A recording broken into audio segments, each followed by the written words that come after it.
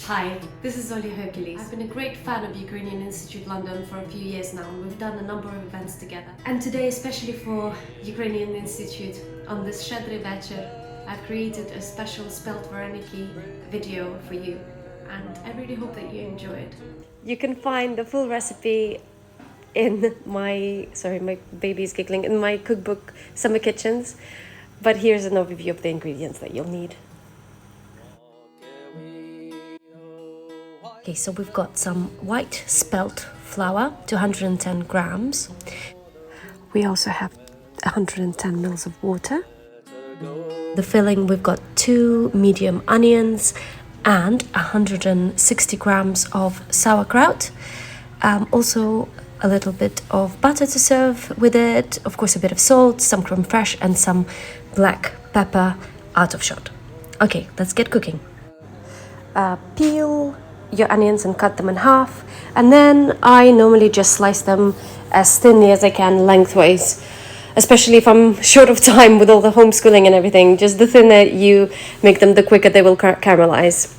Slice them all, and then let's get our pan on. Put some butter and a tiny splash of oil in your pan, then put your onions in and a little bit of salt. This will help them release some water. And now I'm going to do an express caramelization. As I say, really short of time, don't have time to be spending an hour caramelizing onions. So I'm just going to put a cartouche on top of these.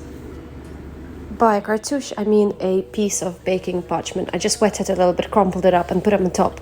And then on medium heat, I just keep covering them back with the cartouche and stirring the onions until they soften. Within 5 minutes, they'll be softened and they'll start sticking to the pan a little bit. So just add a tiny bit of water to deglaze if needed.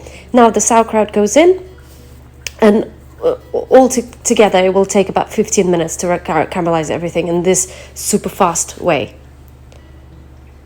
So here we are, just keep on lifting the cartouche out and giving it all a really good stir, adding tiny splashes of water if any of it is sticking to the bottom, plenty of black pepper of course, and we are finished really. I'm just going to put it in a bowl and take it outside so it cools really quickly, and then I'm going to show you how to make the dough. Okay, so for the dough it's really easy. 110 mils of water and 210 grams of white spelt flour.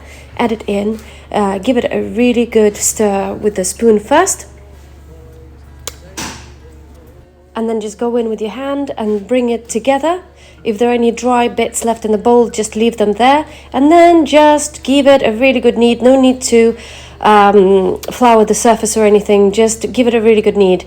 It will not necessarily be very smooth straight away, but after you leave it be for 15 minutes to half an hour or longer, it will become much smoother.